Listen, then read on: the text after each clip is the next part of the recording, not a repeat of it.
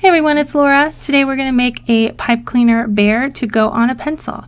So the first thing you're going to do is take one of your full-length brown pipe cleaners. All the supplies you need are in the description box, and fold it in half. Then you're going to coil everything else into little spirals.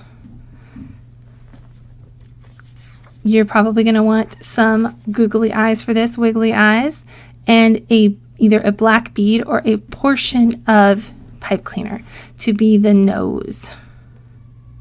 Once you have everything coiled, take the nose and the two sides of the head, which are the two biggest brown pieces, and press a little in the middle to make it look three-dimensional. Heat up your hot glue gun because you're going to need that next.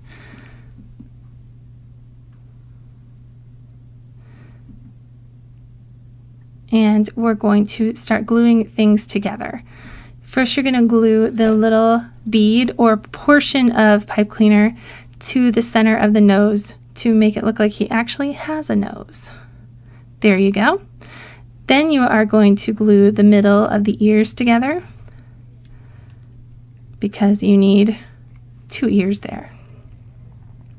Then take your folded piece and glue the loose ends to the side back piece of the back of the head or the front of the head, doesn't really matter. Stick on the ears with some glue and then stick the back on. Then you're going to use a little glue to adhere the nose. There you go. And then either use glue or their own adhesive to stick on the eyes.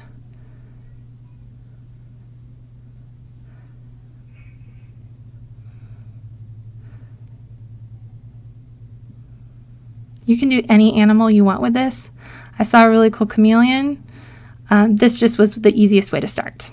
Then grab your pencil and start coiling the folded piece around it. And there you go, you're done.